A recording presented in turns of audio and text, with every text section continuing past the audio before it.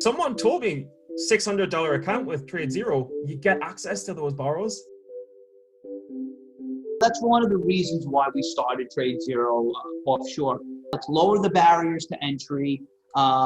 Let's allow people to day trade with a minimal amount of money. Let's give them access to some of the professional tools. Like you mentioned, some of the access that you needed $40,000, $50,000 in the US by providing short access, by giving people the ability to trade pre and post from 4 a.m. to 8 p.m. And giving them margin with $500. What up? You're about to see a pretty cool, unique interview with co-founder of TradeZero, Dan Pipitone. He came on to discuss, we decided to record it, the October 6, 12:30 live webinar from TradeZero. There's a link in the description to sign up. It's around short selling and the tools that you kind of require to do it. We also just had a wider conversation about TradeZero, about him, about trading and short selling.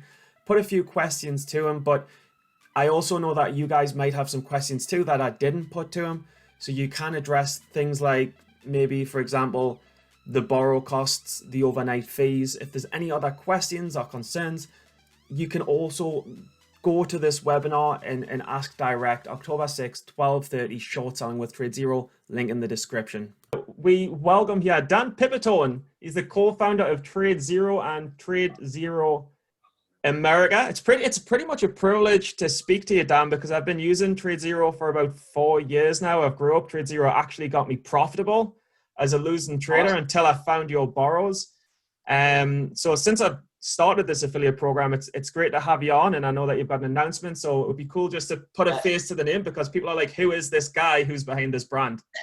Likewise, Stephen. I mean, I've been following you on social media for some time, and I love the content that you put out, and it's a pleasure to meet you as well. No, but I mean, I literally couldn't believe it, right? Because I was just putting random tweets, and some things I tag you and some things I don't. This was before we ever really chatted. And you guys would start liking some of the stuff that I was posting, and I'd get the right. I was like, why are TradeZero like talking? But that was the first time I thought you were a bit of a cool brand, because there's not another kind of broker that has that level of conversation. It doesn't engage in conversation.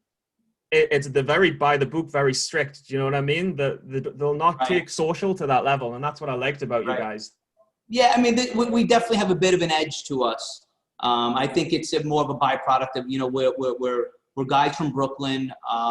This is the fact that we're offering access to the shorts is edgy in and of itself.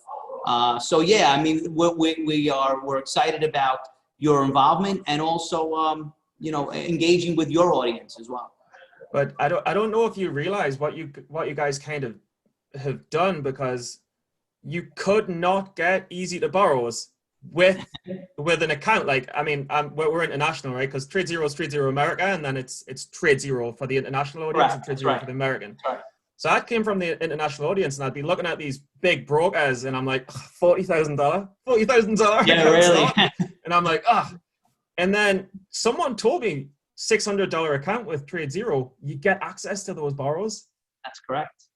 And I just thought, no way.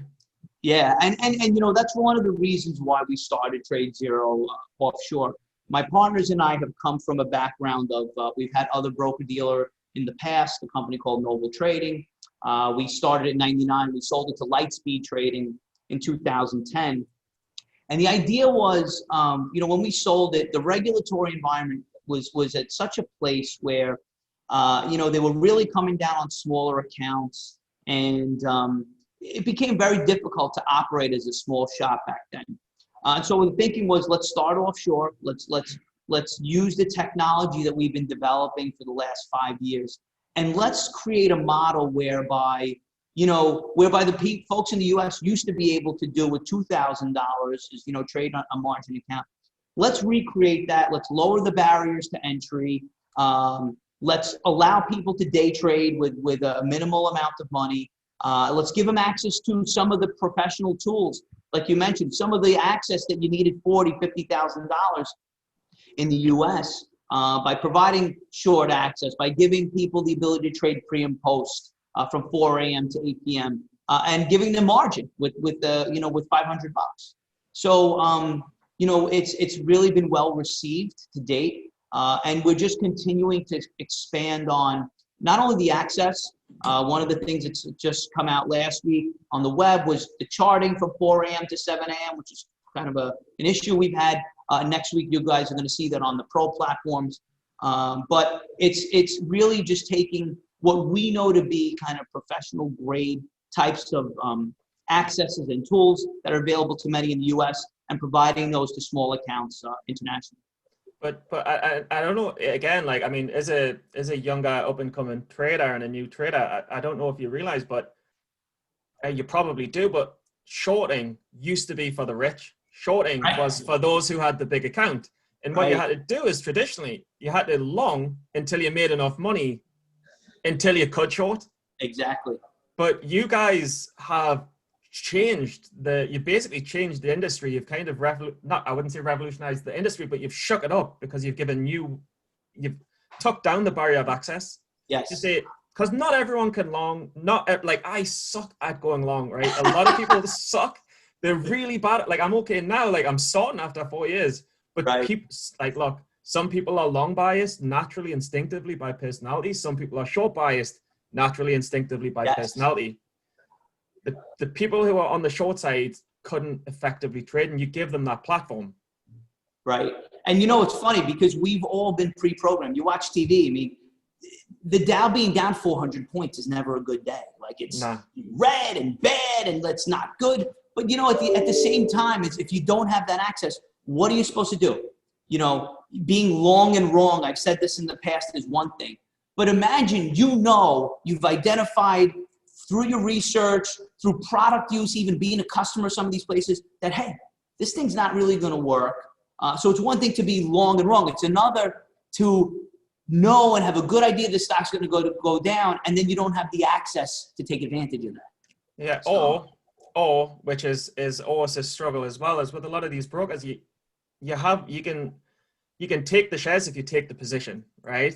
Right. So what does everybody do? When I used to be with Interactive Brokers a long time ago, just have to take this position pre-market, take it early. The borrowers are going to go. Just have to take this 1,500 share position, and then what happens? Boom!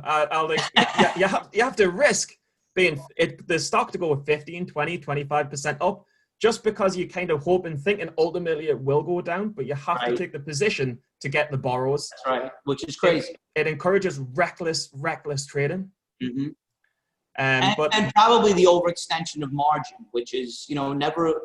The more leverage you take, the more risk there is, and which could be a bad thing. But I mean, with you guys, it's like it's like you're buying a product, right? You buy it. It's like eBay. You guys obviously have eBay. It's like eBay. You buy the shares, you use them, think, right, that was a good experience. I'm done with them. Put them back, sell them back. You guys give the credits, and it's done. It's like a buy and sell transaction, right? Right. And when you buy them, you've got them. And that wheel, if you will, the locate recycling thing, is something that we've come up with internally. We have a patent pending on that. Myself and one of our developers came up with that concept. It's been, listen, it's another tool, right? It's another way of knowing that, hey, it's never over. From the standpoint of, we don't have any more shares, that doesn't mean we didn't earlier, which doesn't mean that someone's going to sell those shares. And also, as a trader, you're never stuck. Even if you've paid a high fee for some of these really harder to borrow stocks, the door is never closed, whereby, it's not over. You can always potentially remonetize those, and by remonetizing, give someone else an opportunity. But it's funny, because the best ideas in the world are always the simplest ones that should have been thought of, Right. But they're just not thought of. It's so funny because, listen, I'm not doing this very long in terms of specializing in shorts, but all of the vendors and desks that we work with, I mean, these are manned and run by individuals who've been in the business for 25, 30 years, and it just is like, oh yeah, I was thinking about that. Okay, well, why didn't you do it? Yeah, no, You know, so no. you're right. I mean, it really lends itself to that it never really occurred to do it, and that's why it was never done. No, it's a very nice idea, and obviously, I mean, we've talked around a few different subjects. It's totally just kind of spontaneous, but the real reason that you've come on here is because you've gotten the thing about shorting is that it can be dangerous, right? Like Of anything in the course. stock market is dangerous, and I know Sure. that you've got an upcoming webinar. It's to kind of address the basics of shorting. So I just wanted to just get a bit more information on that Sure. and just see if you're addressing some of those concerns as For well. sure. For sure. I mean, this is one of the things that we lead with. Obviously, when you're long something, it can only go to zero. When you short something, there's unlimited loss potential because stocks can go up infinitely. See Amazon. But what we're looking to do in the webinar is go over the risks, go over just even from the ground basis of what is shorting. I struggled personally with the idea of how the hell do you sell something you don't have, right? Yeah. So all that goes in behind that, what's happening behind the scenes in order for us to facilitate not only the shorts, but also the locates. As we know, shorting is all about the locate. Explaining those concepts and hopefully demystifying some of these things, and then going into some of the more advanced things that we do, which is like the recycling and how that all works. Yeah, but I mean, because ultimately, I mean, when you say short sellers, some people will give short sellers a negative light, a negative reputation. They say Right. it's funny. I've just moved home from Dubai, and people are saying, "No, you are a short seller who lives in your mom's basement." Saying that is you now, and I'm like, I can't really deny it because it's kind of true, right? Well, let me tell you something what's really, really funny, and you can go and Google this after we're done. Robinhood, I'm sure you've heard of. Yeah, of course. They are, millions of accounts, and they're really, knocking the cover off the ball as it relates to, bringing in new entrants to the marketplace that may not have, ever bought a share of stock before. But if you go to their FAQ and you look up, you search for shorting, their description of what shorting is, and I quote, "Shorting is like borrowing money from a loan shark and then going and gambling that down at the track." No, they do not. Okay. So Yes, they do. that's what they say. They must be having fun. They're having a laugh, right?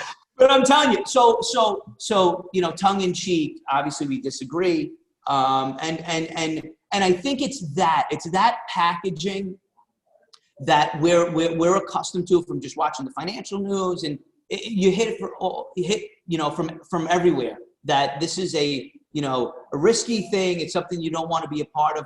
But this is what the professionals do. This is where they live. No, absolutely. And we just feel like, bringing that access to the individual is pretty powerful. But I mean, how much predominantly are you? Because you're not just a short broker. You can go long, you can go short. Of course. All of the same facilities apply. I mean, if anything, internationally, you've got that.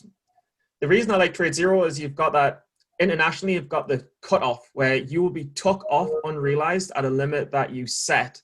That's correct. So while shorting can be, it can be dangerous, as can trading be dangerous and going long can be dangerous, at least with the international clients. I don't know if it's with the US. I don't know what the laws are around that, but at least you can be took off at a certain point. And it's not like you close it and it's realized and you take it off. It takes you out. That's So right. it can save you from yourself sometimes. You know what I mean? And that's the idea. We're all human, right? We're not computers. And I'm sure, based on some of your tweets and stuff, it's about discipline. And many times, depending on the day, or maybe we've been in the basement too long, or whatever, it could wear on you. And so having that kind of eye in the sky that is watching what you're doing and is going to, in a heavy-handed way, do what you've instructed us to do, it does help. But I mean, would you position yourself as mainly a short broker, or it's a mix of long and short? Because most of the advantages are short, right? You've got the best. You've got the best borrows, so it kind of makes it a short broker mostly. Right. Well, that's one of our main differentiators. At most all brokers, offer long access. They accentuate the long access. I just mentioned about Robinhood, but as a differentiator, the offshore, the no PDT, 6-to-1 leverage, and obviously the access to the borrowers. Yeah. So can you just break it down? What this kind of the webinar coming up? What's the structure? What you're going to be talking about?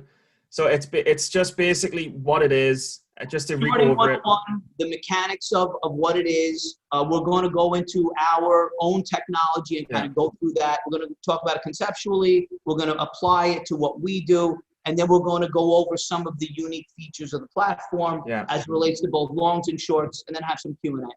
So this is really, it's geared to kind of a lot of people who are a year in trading, and Yes, also more experienced traders who they just want to kind of see how the software and the tools sure. work and stuff That's like right. that. That's right. Sounds very good. And what's the date and what's the time? It is October 6th, Tuesday at 12:30 p.m. Eastern. So we're hoping right in the middle of lunch. It'll be about an hour. And hopefully it's at that one of those times where the market is really not doing much. Okay, and if people want to log into this and connect, there's a link on the website, or We will you can be sign up. emailing out invitations, and we will also be posting a link on the website on Monday. Okay, and as soon as this goes live, what I'll do is I'll post this on YouTube, and I'll put that link in the description, so anyone who's watching this Fantastic. video, they can just click that link. And I mean, all I'll kind of end on is what is the future for TradeZero? Because you've shook up things a little bit. You've given access to people who wouldn't normally have access to short selling. You've opened the door, right? Yep. Is there any like grand future plans? Where's TradeZero in 10 years? Other than Trade Hero? What's happening? So for the next 2 years, I'm not going to go into 10, but for the next year and a half to 2 years, we have some really exciting products that we're going to be releasing. We are sort of in the ninth inning on a new stock screening product that we're going to be coming out with I think towards the end of this year. Additionally, the treatment of options. We're really overhauling the way in which we offer our options trading. We're going to be moving into multi-leg stuff, strategies, and really paying a lot more attention to the offering as it relates to options. The locator itself, we have some great plans for. One of the features that I'm really excited about that's going to be coming in the near future is our bid back feature. So what that means is if you're ever shorting a stock that's out of inventory that we had earlier, we're going to allow you to kind of post a bid where maybe someone who paid 2 cents for something would be willing to sell it for 4. If you're someone who really wants access, we're going to give you guys the ability to not only interact with what's published, but also potentially create some fills on locates by you requesting a certain price. So there's a lot of tech in store. There's a lot of updating to the existing system, as well as some new products I mentioned that we're going to be releasing in the next few months. And can I just ask you, how's business going? Because we see all the other brokers are getting these record signups and stuff like that. Are you getting the new demand in? Are you coping okay with the demand? Great questions. We've ridden out this storm of, listen, who would have imagined that people are dying, people are losing their jobs, and that all of this attention to the stock market would happen. I mean, it's totally, I couldn't have dreamed, but it's been fun. The attention we've gotten, the fact that we're offering these tools and the access to the shorts when you have this wild market volatility, it's been fun. The business has been really good, and and more for the standpoint of, on days when we've had some really wild swings, our customers have ridden this volatility out a lot better because it wasn't just sitting there and hoping for stocks to go up. Our clients are participating in both directions, sometimes not the right direction, but more times than not, and more times than you would see in a long-only shop. We've sort of our client base has ridden the waves more effectively than, had we only been hoping for things to go up. Yeah, no, sounds very good, and I'm looking forward to the webinar coming up. I'll also put all of the details in the link in the description. Great. Otherwise, Dan, if you've got any other final comments or anything like that, please feel free. Looking forward to just adding more shorts and making things better, faster, cheaper, and more robust.